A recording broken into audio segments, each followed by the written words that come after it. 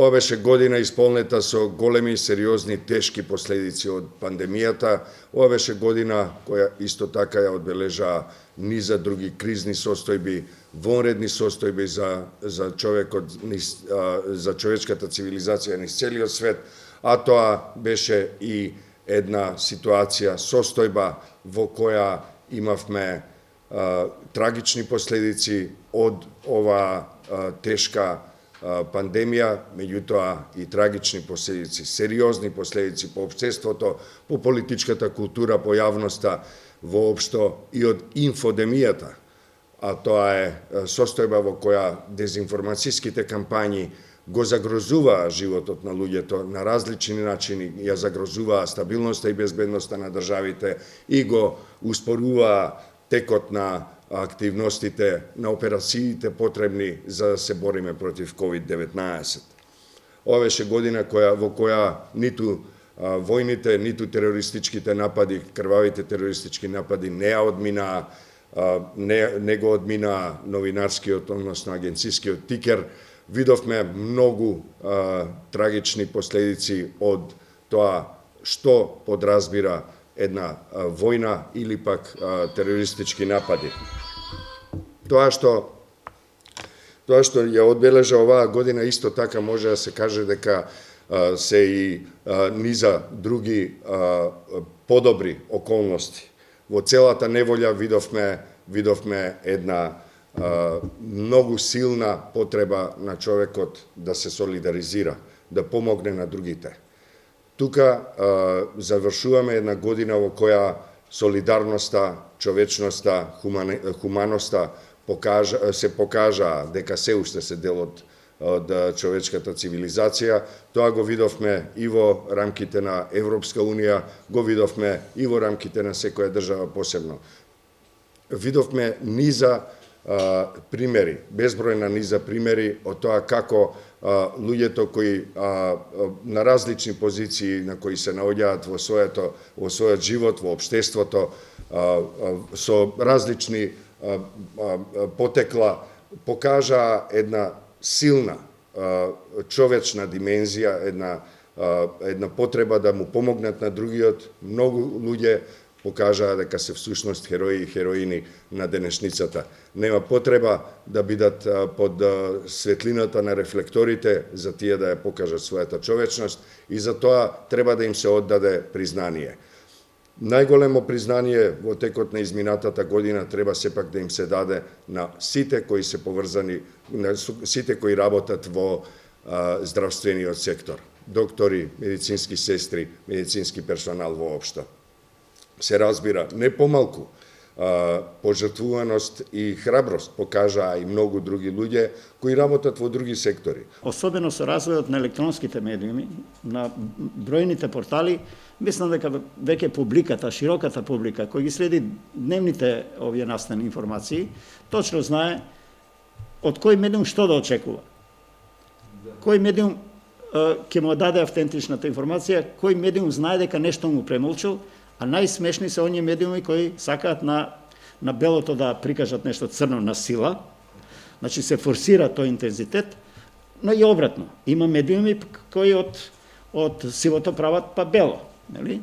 Но мислам дека и медиумската публика, граѓаните, гласачите, се веќе доволно описменети и едуцирани да препознаат што е што, кому да веруваат, кому да пружат рака, кого да игнорираат, кого понекогаш кога гледа да со далечинскиот да преместат канали и така натаму, тоа важи и за порталите. Веќе дури во Македонија, да не зборувам за светот и за развиениот свет, социјалните мрежи и медиумите се мејнстрим практично, за разлика од класичните медиуми.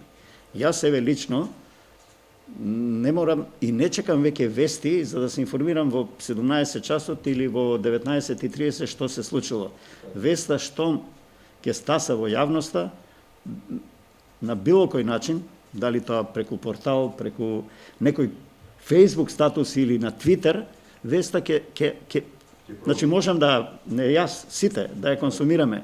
Веќе медиумите и не се надпреваруваат во брзина кој прв ќе објави некој вест, затоа што тие ја изгубија кондицијата во брзина, класичните медиуми, Сега тука водството е кај електронските медиуми и кај социјалните мрежи, дури и кај индивидуата. Мобилниот телефон, кој веќе не е мобилен телефон, тука е алатка со која секој граѓанин може да биде новинар, затоа што и студио башка, затоа што и новинарот и да сака не може секаде да стасе или редакцијата, но ние често како граѓани наидуваме на настани со овие алатки, веста ја правиме дали е фото, дали со текст и така натаму, комплетно дури што велиш и да се измонтира нешто, да се пласира во јавност, не чекајќи го времето и сатот на емитување на вестите. Но на медиумите што се организирани, било класични, било портали, интернет и така натаму, сепак им останува одговорноста на проверка на фактите. Значи, ние на социјалните мрежи се уште не можеме да се ослониме на некој што е извор, како граѓанин кој е анонимен, но пласира вест во јавноста.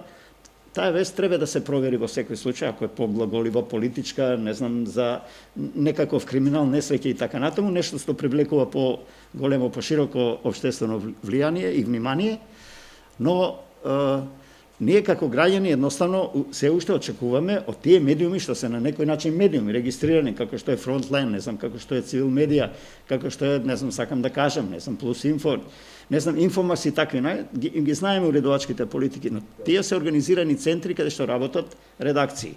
И нив граѓаните, како што се и телевизиите, радијата и така натаму класични. Значи, во таа смисла, мислам дека никогаш нема да изумрат медиумите во класична смисла, кои ќе бидат центар продукцијски на проверка на фактите и на објаснување на настаните.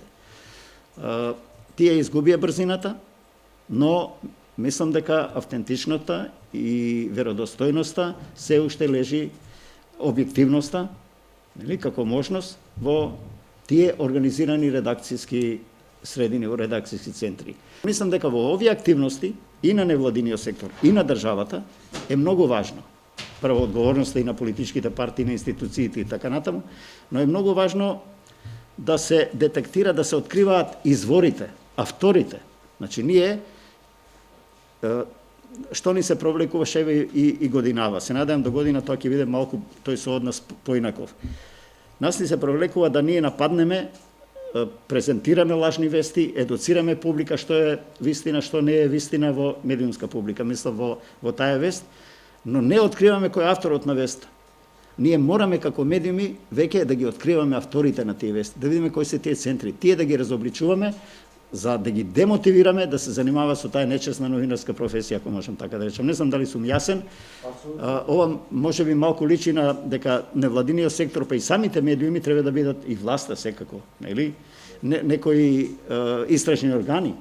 Но ако ние само се занимаваме да проверуваме и да трошиме енергија и редакцијска, и индивидуална во нашата работа новинарска, да провериме што е лажна, што не е лажна вест, тогаш таа битка мислам дека ќе биде секогаш изгубена, затоа што изворите на лажни вести денеска може да напад таква продукција да ние физички не можеме да ги провериме нивните факти во наводници.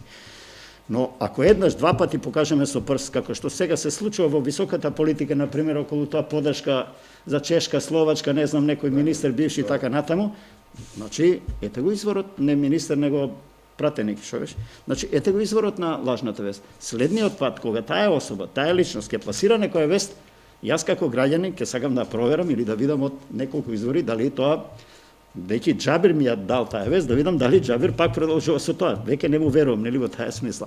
Сакам да кажам камо среќа да има повеќе Џабири. Локалните избори се тест и многу важни за оваа волја. Ако политичките партии сакат да се демократизираат и да дозволат поголемо учество на граѓаните и граѓанките, да го потребам тој термин, тогаш тие ќе предложат и отворени листи и можноста за поголема влијание на самите избирачи, отколку да им правиш листи во некакви партиски штабови.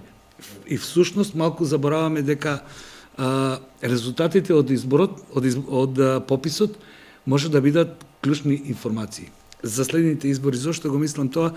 Затоа што во Законот за локална самоуправа има таксативно наведено колку советника ќе треба да има во едно населено место кое формира локална самоуправа. Хипотетички зборам што правиме сега ако едно мое Пехчево наместо 5000 жители има 3000 жители, тогаш тој ќе се треба да се смери и бројот на советници таму. Така е. И тие заштели граѓанките и граѓани граѓаните заштедат пари. Така е. Значи, некако идната година ја оценувам и како соочување со самите себе си. Колку не има, какви сме и дали сме спремни за да навлеземе во она што од нас се очекува. Не е декларативно, само велиме, еве, ние очекуваме Европа, ќе ни дадат рамка и кој ќе преговара? Бирократите? Ние треба, вистина, тие се потребни во усвојување на мерки, документи, ама кој ќе ги живее нив? Тоа се очекува од граѓаните, мораме да ги прифатиме тие вредности. Процесот на пременување од поданици на власта во граѓани и граѓанки, што е активна позиција, е долг и не е така лесен. Се менува свеста, се менува односот кон заедничкото. Ние сега имаме, една појава ова недела. Колку здруженија се јавија дека не се задоволни од буџетот и од ставките од буџетот кои ги очекувале, па дури и министерство, така? Да. Нема кој не се јави, нели? На сите не е малку. А од друга страна, буџетот е тако како што е. Тоа е план од кој што може да се реализира приходната и расходната страна. А ако нема? Значи, ќе почнеме да размислуваме дека тие средства се заеднички.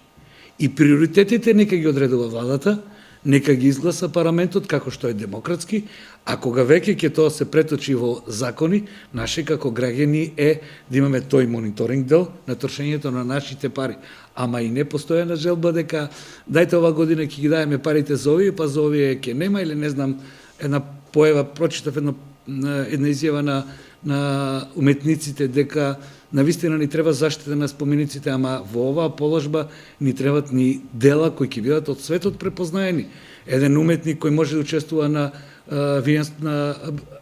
биеналето во Виена, во Венеција, така, каде што ќе биде препознаен културниот момент од Македонија.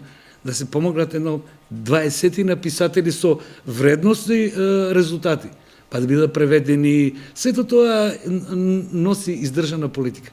Во ова, според нас, многу значајна конференција насловена Перспективи 2021, да ги подсетам тие што не следат дека ова не е прва конференција од овој вид. Обично на крајот на годината или на почетокот од годината правиме една ваква конференција. Предходните настани кои беа во организација на Цивил во рамките на Freedom Festival, фестивалот на слободата, исто така има свој аспект кој се однесуваше на перспективите во 2021.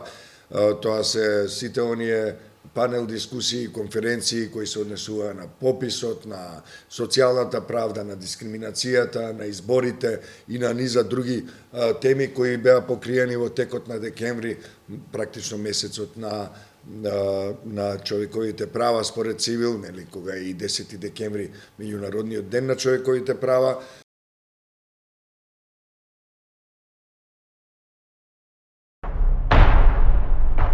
Кои се вашите очекувања за 2020? Очекувања, прогнози, што очекувате? Па ништо, очекувам да биде подобра ситуацијата, друго ништо. Мислам во врска со ковидот, а после тоа се знае се друго. Прво тоа, па после се друго. Па јас сакам да биде поболе. Да немаме овој пандемија, овој вирусот, коронавирус, да нема. Напред да идеме во Европа, во тоа. Тоа чекаме ако може. Да стигнеме до тоа. Очекувања? Од кого? Општо. Како прво да заврши пандемијава? Па да излет короната, да немат корона. Па те е проблемот. Само корона да нема. Да дај Господ да излет ова корона. Да се живее како нормално. Дека ќе се вратиме во нормала. Да живееме како луѓе. Сега ова е состојба во која присилно се најдовме и тоа е тоа. Кои се вашите очекувања за следната година? Буквално ништо. Па ништо. Ништо, катастрофа е. Што да очекуваме од оваа држава? Значи, немам зборови. Работа, нема плати, нема тоа е тоа. Да ви кажам право, и ништо не очекувам. Дека све што ќе помисли човек, погрешно размислуваат. Ono što se случува е тотално незадоволство. Значи, за која сфера да се фати од политиката, од економијата, од школството, од здравството? Само незадоволство. Најубаво нешто, очекувам, ама слабо. Што е тоа што сакате да го има, тоа што го немаше во оваа година? Па пред се здравје. Здравје нема оваа година, ќе видите како е. Работава. Сега, кој има среќа, добро е, кој нема, си отиде. Не, сакаме што повргу да отиде оваа година, да дојде новата година, да видиме што ќе донесе. Што ќе дојде тоа?